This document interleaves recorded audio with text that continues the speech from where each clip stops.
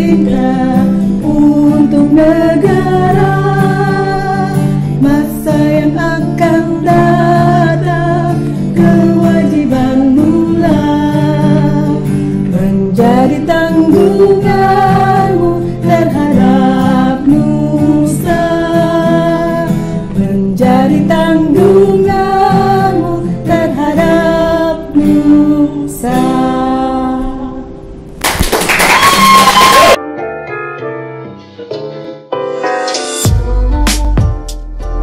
Selamat datang di podcast Lita, podcast yang dipunyai oleh SMA Negeri 5 Tangerang. Pada perekaman kali ini, kami sudah mengikuti prokes, di mana seluruh kru dan tamu yang datang sudah diperiksa untuk COVID-19-nya. Baiklah, pada kesempatan ini saya akan memperkenalkan diri. Saya sebagai host, nama saya Mimi Utami MPD. Saya guru di SMA Negeri 5 ini pada bidang studi biologi dan PKWU. Tamu saya kali ini adalah Ibu Dorcas, ya.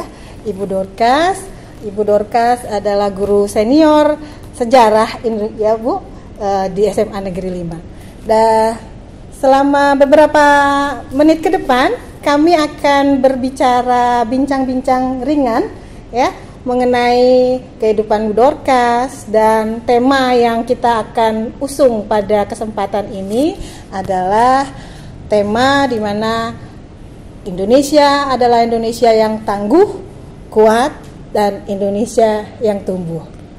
Baiklah, kita mulai bincang-bincangnya Bu Dorcas. Silakan. Oke, Bu Dorcas, mungkin sebagian pemirsa nanti ingin tahu apa sih yang menjadi latar belakang Bu Dorcas menjadi guru. Mungkin nanti Bu Dorcas bisa ceritakan dari awal sekolah, kemudian ketertarikan Bu Dorcas di bidang pendidikan sejarah ini.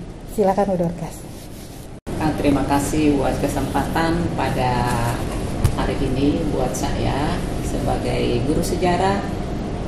Pertama saya perkenalkan, nama saya Dr. Anda Dorcas Silaban, tinggal di Kota Tangerang. Sebelum saya jadi guru, saya dulu sekolah atau di perguruan tinggi IKIP Medan.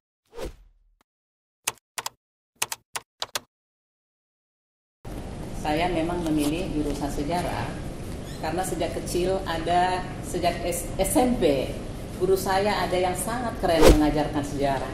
Tadi terinspirasi sehingga gitu ya. Saya terinspirasi dengan mengajar betul, sejarah. Betul. Dari sejarah saya banyak belajar tentang kehidupan berbangsa dan bernegara. Memang sejarah itu semakin kita alami, semakin kita pelajari, semakin indah belajar sejarah. Karena memang sejarah itulah yang menjadikan kita menjadi orang-orang yang berhikmat dan bijaksana. Betul. Sehingga kita harus mau membentengi kehidupan kita dengan hal-hal yang positif. Karena sejarah itu membangun karakter bangsa. Maka kepada anak didik saya selalu saya katakan, jangan dianggap belajar sejarah itu bukan hal yang penting, sangat penting. Begitu lahir kita ke dunia ini, kita sudah menciptakan sejarah. Ya, betul. Nah, itu namanya biografi. Biografi, iya. Jadi saya selalu lakukan itu di kelas, membuat biografi. Tentu ini juga ada hal yang positif. Bila biografi seseorang itu banyak noda hitamnya, tentu menceritakannya juga agak sungkem. Pelan-pelan ya, Makanya ditutup-tutupin. kita suka melihat biografi orang-orang hebat, kita terinspirasi. Oh, orang-orang hebat inilah yang perlu menginspirasi kita. Jadi kalau banyak masa kelam kita, masa hitam itu jadi malu sendiri. Betul, sehingga kita harus kembali dari nol. Kalau kita mau berubah, melangkah lebih baik. Tapi kalau kita memang sudah belajar sejarah dari awal kita sudah membentengi diri kita menjadi orang-orang yang positif. keren, Karena sejarah itu apa yang kita lakukan nanti itu juga yang kita tuai. Ya, betul. Itu yang kita tuai ya. Jadi untuk generasi muda Jangan segan-segan belajar sejarah untuk membentengi diri menjadi orang yang hebat. Tadi Bu Mimi bilang sekitar bagaimana dulu jadi guru sejarah. Sebelum saya di SMA 5, saya di SEMEA 2 Balikpapan. Jauh betul. Begitu lulus saya dari IKIP Medan, saya sudah langsung melanglang buana ke Balikpapan. Merantau. Kalau di Balikpapan dulu saya jadi banyak jam pelajaran saya, 40 jam. Saya pegang PMP, Pendidikan Moral Pancasila. Saya pegang PSPB, Pendidikan Sejarah Perjuangan Bangsa. Saya juga mengajarkan sejarah Indonesia. Jadi pagi sore saya mengajar, Bu. Full betul ya? Saking semangatnya saya. Masih muda. Iya. Masih ada lagi menunggu ponakan saya untuk saya memberikan perhatian. Iya. Makanya sampai sekarang kalau saya lihat generasi muda malas-malasan, loh, masih muda udah begini. Gergetan gitu ya, Bu ya? Karena kita sejak muda itu 40 jam bukan hal yang gampang. Karena kita masih dinantikan keluarga dengan tugas-tugas di rumah juga. Nah, itu sekilas tentang kehidupan pribadi saya. Benar. Ternyata semakin saya nikmati sejarah itu indah sekali. Makanya untuk anak murid saya, karena tahun 1998 saya di Balikpapan, baru saya masuk ke SMA 5, dulu namanya SMA 4. Iya, SMA 4, Negeri 4 tahun 1992. Dan SMA 5 itu baru 3 kelas. Kelas 10 2 kelas, kelas 11 2 kelas, kelas 12 2 kelas. Kalau dulu dibilang kelas 1, kelas 2, kelas 3. Iya, betul. Jadi hanya ruangannya sangat sederhana. Dan masih banyak dulu sampah. Kalau dulu sekolah saya di SEMEA 2 Balikpapan itu udah keren. Makanya begitu saya datang ke sini kaget saya, kok kotor banget ini SMA 5 gitu, SMA 4. Tapi dalam perjalanan waktu SMA 5 banyak sekali berbenah. Sangat banyak. Sekarang boleh kita lihat SMA 5 hampir semua fasilitasnya sudah tersedia. Terpenuhi, benar, betul. Ada laboratorium, Iya. ada aula, ada lab bahasa. Lab komputer, Kelasnya berapa? kelas 30 kelas ya 30 sekarang? kelas. Hampir kurang lebih 30 kelas, kantor dan lain sebagainya. Nah, itulah sejarah. Iya, betul. Bangsa Indonesia juga belajar dari sejarah kuno, sejarah pertengahan, sejarah kemerdekaan, mempertahankan kemerdekaan, sejarah reformasi sampai hari ini. Ya, kebetulan saya di SMA 5 sekarang mengajar dari kelas 10 sudah lama sekali, kelas 11 juga lama sekali, kelas 12 juga cukup lama, sehingga pelajaran itu saya masih miliki mulai kelas 10 sampai kelas 12. Dan itulah rentetan sejarah yang berkembang secara terus-menerus. Maka untuk anak murid saya sekarang, selama saya mengajar sejarah, selalu saya katakan, kalau Anda sudah belajar sejarah yang benar, Anda sudah bisa bertarung di dunia nyata. Dan itulah modalnya. Keren. Itu modalnya. Ya, Kenapa sampai hari ini masih banyak bangsa ini disintegrasi, dan ini pelajaran kelas 12. Karena dia tidak menghayati sejarah yang sesungguhnya. Disintegrasi, perpecahan. Padahal kemerdekaan bangsa Indonesia ini diraih sangat lama. Dijajah oleh Belanda 350 tahun, oleh Jepang 3,5 tahun, dan lain lagi. Setelah merdeka dijajah lagi. Ada apa dengan Indonesia? Para pendiri bangsa ini dulu mengatakan lebih mudah melawan penjajah daripada bangsa sendiri. Saya bilang dulu, masa iya sih? Dulu saya bilang, masa iya Pak? Lebih mudah melawan penjajah daripada bangsa sendiri. Caranya bagaimana? Bersatu kita teguh, bercerai kita runtuh. Itu kata guru saya dulu. Setelah saya semakin dewasa, bahkan mungkin udah mau pensiun, benar juga ya. Lebih mudah melawan penjajah daripada bangsa sendiri. Apa yang menjadi tantangan kita sekarang? Disintegrasi, perpecahan. Saya sangat bangga dengan pendiri negeri ini. Begitu Indonesia merdeka 17 Agustus 1945, langsung anggota PPKI mengadakan sidang. Untuk apa? Menetapkan hal-hal yang penting untuk Indonesia merdeka. Apa itu? Memilih presiden dan wakil presiden. Insinyur Soekarno dan Dr. Andes Muhammad Hatta menetapkan Undang-Undang Dasar menjadi Undang-Undang Dasar 1945. Bagaimana cara menetapkan Undang-Undang Dasar itu? Setelah Piagam Jakarta, sila pertamanya itu dirubah menjadi ketuhanan yang Maha Esa. Apa itu Piagam Jakarta?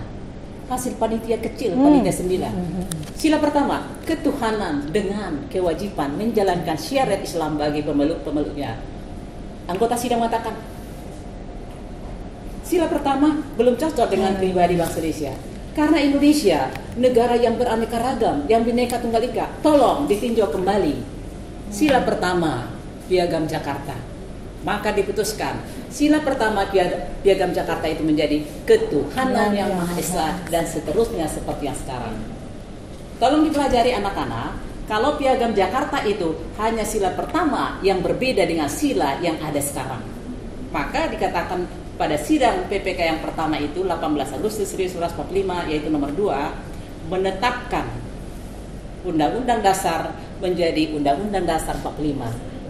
Setelah dirubah itu tadi hasil Piagam Jakarta. Mohon dipahami semuanya. Keren banget. Kalau ini tidak dipahami, tidak mengerti apa itu. Ada kelompok tertentu, dulu Piagam Jakarta katanya, tapi tidak tahu sejarah sesungguhnya. Itulah kehebatan bangsa ini, saling menghargai. Ya. Kemudian yang ketiga, menetapkan Komite Nasional Indonesia. Apa itu? Sejenis MPR sekarang. Apa sih dalam Undang-Undang Dasar 1945 itu? Kita tahu, dalam Undang-Undang Dasar 1945 itu sudah terdiri dari apa? Pembukaan. Apa isi pembukaan itu? Kita sudah tahu. Setiap upacara kita harus sebutkan pembukaan bahwa sesungguhnya kemerdekaan itulah hak segala bangsa, dan oleh sebab itu maka penjajahan di atas dunia harus dihapuskan karena tidak sesuai dengan peri kemanusiaan dan peri keadilan dan seterusnya dan seterusnya. Dan alinea terakhir telah ditetapkan di situ Pancasila sebagai dasar negara. Berarti Pancasila sebagai dasar negara itu sudah ada sejak 18 Agustus 1945. Keren nggak? Keren banget. Berarti umur Pancasila itu udah berapa tahun? Sejak Indonesia merdeka. Sejak Indonesia merdeka. 76 tahun. Dengan perjalanan yang cukup panjang. Apa yang sudah kita lakukan sebagai generasi muda setelah Indonesia merdeka? Menurut saya sebagai guru sejarah belum ada yang saya lakukan.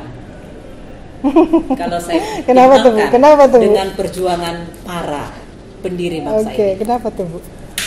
Karena saya baru hanya berbicara. Iya, ini masuk ke makna kemerdekaan lah buat Ibu itu seperti apa? Jadi makna kemerdekaan bagi saya, kemerdekaan itu merupakan pintu gerbang untuk mencapai cita-cita. Cita-citanya apa? Mewujudkan masyarakat adil dan makmur, material dan spiritual seperti yang ada dalam pembukaan Undang-Undang Dasar 1945 alinea keempat. Keren nggak? Keren banget. Keren sekali. Luar biasa ya. Luar biasa. Luar biasa. Jadi saya jadi tahu nih, Bu. Jadi tahu waktu dulu SD, SMP, SMA mungkin saya belajar sejarah ya. Tapi cuman sedikit-sedikit, terus terang saya kurang bisa menghafal sejarah, Bu. Jadi memang karena tidak terlalu suka menghafal sejarah, jadi banyak sejarah-sejarah yang Ibu sebutkan tadi hampir terlewat sama saya. Iya, hampir terlewat. Apalagi jurusan IPA dia seakan-akan sejarah itu nggak perlu, padahal penting banget. Karena sejarah lah membentuk karakter bangsa, sehingga kita belajar mencintai negeri ini yang namanya nasionalisme. Luar biasa. Paham kebangsaan. Kita kembali ke tema nih, Bu. Kita kembali ke tema. Tema kita kan tema kemerdekaan kita adalah Indonesia tangguh, kuat, dan Indonesia tumbuh. Nah, saya pengen Ibu mengemukakan lah, mungkin ke pemirsa semua ini harapan Ibu sebagai warga negara Indonesia dan orang yang mengerti tentang sejarah kemerdekaan Indonesia ini, tentang kepada kemerdekaan ini seperti apa sih, mengisi kemerdekaan ini bentuknya seperti apa gitu. Jadi ini juga mohon diperhatikan. Tema ini luar biasa. Tema Hari Ulang Tahun Kemerdekaan Republik Indonesia ke-76. Tema utamanya adalah Indonesia tangguh atau kuat, Indonesia tumbuh. Apa sih tangguh itu kuat? Apa yang kuat? Apakah hanya fisik? No. Tapi yang tangguh apa? Intelektualnya, ekonominya, dasar negaranya. Jadi jangan ada lagi perpecahan tentang masalah dasar negara. Sering saya katakan, apakah Pancasila masih relevan menjadi dasar negara Indonesia? Harus katakan relevan. Harus relevan. Dan itu hanya boleh dikatakan orang yang mengerti tentang Pancasila. Karena di Pancasila itu sudah diuraikan sangat luar biasa. Ketuhanan yang Maha Esa, ada lagi uraiannya, yaitu butir-butir Pancasila. Nah, itu yang apa itu butir-butir Pancasila? Saya lupa, Bu. Realita. Iya, benar. Bahasa nyata. Ketuhanan yang Maha Esa. Setiap warga negara percaya kepada Tuhan yang Maha Esa. Jadi tidak ada di Indonesia yang tidak beragama, semua beragama. Harus beragama dan dihargai semua. Di mana itu menghargai agama itu?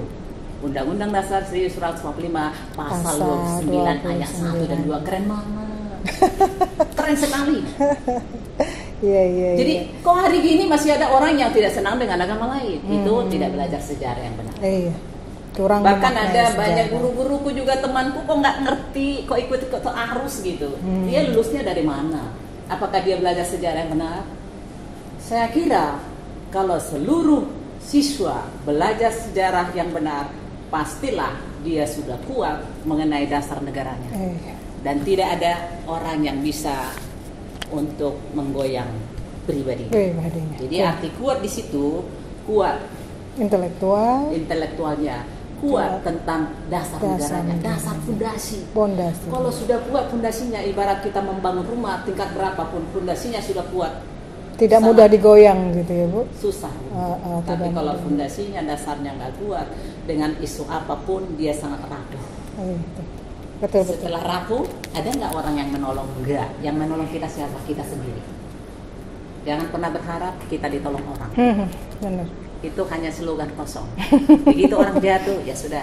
Paling diketawain ya, Bu. Tapi kalau ada maunya kita diangkat. Iya, betul. Kenyataan hidup. Jadi sejarah membangun karakter bangsa. Hargai waktu. Apa yang kita tabur, itu yang akan tuai. Itulah sejarah. Maka sejarah ibarat pohon yang tumbuh dari akar, ranting-ranting, daun-daun, bunga, buah, dan akan dinikmati oleh siapa? Siapa yang menikmati pohon ini? Orang yang berada di bawahnya. Regenerasi. Iya, betul. Regenerasi. Jadi sekarang kita menanam, nanti anak kita yang akan menuai. Maka jangan main-main dengan regenerasi. Termasuk kita orang tua. Kalau kita tidak memberikan pendidikan yang benar dengan orang tua kita, regenerasi itu akan bisa terputus. Tapi kalau kita mendidik anak kita dengan baik dan benar, regenerasi bangsa akan menjadi negara yang hebat. Maka mimpi Indonesia untuk 2045. Kalau 2045 Indonesia berapa tahun? Sekarang 76 berarti 100 tahun. Betul. Indonesia mimpinya tahun 2045 menjadi negara nomor 1 di dunia. Keren banget. Mungkinkah itu? Mudah-mudahan, Pak. Juga. Mudah-mudahan, Bu. Mudah-mudahan. Siapakah yang bisa melaksanakan itu? Kita generasi muda. Iya, betul. Apalagi? Oke, terakhir nih, Bu. Terakhir. Pesan Ibu untuk kita semua, terutama untuk keluarga besar SMA 5 ini dalam mengisi kemerdekaan dan berjuang untuk Indonesia menjadi negara terhebat di dunia. Tentu sebagai generasi muda khususnya di SMA 5, bagaimana cara kita mengisi kemerdekaan itu? Pertama, isilah intelekmu. Karena belajar, pendidikan itu adalah pintu untuk keberhasilan. Sekarang zaman now, pintu terbuka lebar-lebar untuk mencari ilmu sebanyak-banyaknya. Jadi bentengi kehidupan siswa dengan ilmu. Di sini ada 14 mata pelajaran. Iya, betul. Setelah ada 14 mata pelajaran, di situ juga ada diajarkan yang buat makanan itu apa tuh namanya? Kewirausahaan. Jadi jangan salah. Keluar dari SMA juga bisa membuat usaha. Dan itu sudah dilatih di SMA 5. Iya, betul. Beberapa tahun akhir-akhir ini, ada 4 tahun ya. Iya, betul. Seperti itu. Jadi saya pesankan buat SMA 5 supaya semakin rajin. Itulah sejarah. Jadi yang menciptakan kita menjadi orang hebat kita sendiri. Dengan guru-guru yang sudah menjadi partner dalam KBM. Hargai gurumu, hormati gurumu. Guru itu bukan gila hormat, tapi pembelajaran itu harus dilaksanakan secara baik. Tidak boleh bermalas-malasan. Tidak boleh lagi senang belajar, lagi nggak senang belajar. Tetap belajar. Karena semuanya sudah diatur sesuai dengan pembelajaran. Iya, betul. Dan kita sama-sama belajarnya itu punya, jadi tidak asal mengajar, ada patokannya. Itu namanya kurikulum 2013. Jadi tidak suka-suka, semua punya materi sama dengan sekolah-sekolah yang ada di Indonesia, bukan hal begitu? Iya, betul. Jadi anak-anak jangan dianggap guru ini ngajarin enggak. Semua sudah ada apanya itu, aturannya, kompetensi dasarnya. Iya. Pembelajaran itu ada kalinya, kompetensi dasar, ada indikatornya, gitu ya. Jadi pesan kami khususnya untuk SMA 5, belajarlah sejarah yang baik, karena sejarah itu akan mengangkat rasa nasionalisme. Apa itu nasionalisme? Paham kebangsaan, memiliki bangsa, gitu. Paham untuk mencintai bangsa sendiri. Iya. Cintailah negerimu. Arti mencintai, mengisi negeri ini dengan ilmu dan profesi yang dimiliki oleh masing-masing. Jadi nanti kalian setelah keluar dari SMA 5, kalian punya profesi sesuai dengan cita-cita kalian. Ada yang jadi dokter, ada yang jadi guru, ada yang jadi teknisi, ada macam-macam. Ada jadi macam-macam. Ada juga masih banyak di Rianjaya yang mau diambil di sana. Pertambangan, masih banyak kekayaan alam yang belum digali. Jadi jangan siswa bilang, hanya luar negeri yang pegang. Kenapa luar negeri yang pegang? Kita belum sanggup alih teknologi. Saya suka bilang, kalau Indonesia sudah hebat, kenapa bukan bahasa Indonesia menjadi bahasa nasional, bahasa internasional? Kenapa bahasa Inggris? Bahasa Inggris itu sudah selangkah lebih maju. Maka setiap nama-nama elektronik bahasa Inggris kan, Bu? Iya, betul. Kan? Iya, betul. Adik-adik buat bahasa Indonesia ini? No. Kali itu karena sudah translate. Sudah di Indonesia kan. Bahasa Inggris. Iya. Nah, itu sedikit, sebenarnya masih panjang yang mau diceritakan. Tapi intisarinya, belajarlah sejarah yang benar. Hargai waktu. Apa yang kita tabur, itu juga yang kita tuai. Supaya perjuangan bangsa ini berjalan secara regenerasi, kita harus belajar sungguh-sungguh, terutama mencintai negeri ini. Jangan lagi ada disintegrasi, perpecahan. Harus integrasi. Bersatu kita teguh, bercerai kita runtuh. Boleh diuraikan, Pancasila itu sangat luar biasa, hanya 5 dasar. Ketuhanan yang Maha Esa dengan uraiannya tadi. Kemanusiaan yang adil dan beradab. Persatuan Indonesia, kerakyatan yang dipimpin oleh hikmat kebijaksanaan dalam permusyawaratan rakyat, keadilan sosial bagi seluruh rakyat Indonesia, diuraikan dengan butir-butir Pancasila. Tolong dipahami apa butirnya itu, sehingga agama sering dijadikan kendaraan politik. No, kalau kita benar-benar sudah memahami Pancasila. Ada lagi? Saya rasa cukup ya, Bu. Teman-teman, pemirsa semua, luar biasa apa yang kita dapat hari ini, walaupun cuma singkat.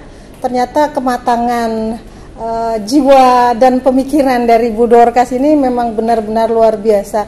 Jadi beliau benar-benar menjiwai semua yang dalam kehidupan inilah. Menurut beliau sejarah itu adalah hal yang penting dalam kehidupan kita, karena dengan sejarah maka kita bisa menghargai hidup kedepannya, gitu. Baik, terima kasih Bu Dorcas untuk obrolan kita yang seperti ini. Mudah-mudahan di lain waktu kita bisa ngobrol-ngobrol yang lebih seru barangkali ya. Mungkin ntar kita membahas tema-tema yang lain. Ini masih pemula, ini masih baru permulaan. Iya, betul. Mudah-mudahan nanti ada lanjutan season kedua, ketiga dan selanjutnya. Baiklah, saudara-saudara, sejarah tidak benar-benar mengucapkan selamat tinggal, tapi sejarah sebenarnya mengatakan selamat berjumpa. Ini saya ambil dari kutipan Eduardo Galeano, Bu. Iya.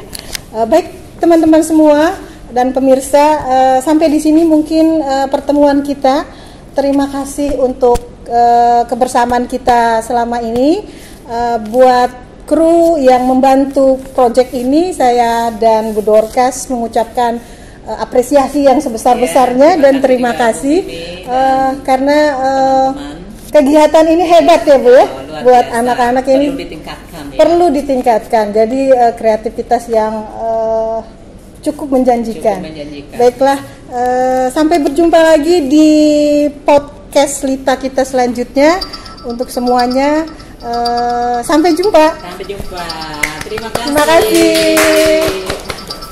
Indonesia adalah negara tercantik yang dipilihkan Tuhan pada kita.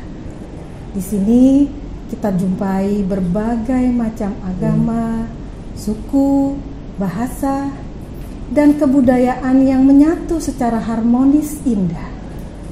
Di sini kita akan lahir dan mungkin di sini juga kita akan meninggalkan dunia ini. Cintailah Indonesia dan berbaktilah kepadanya. Mari kita bersatu Indonesia.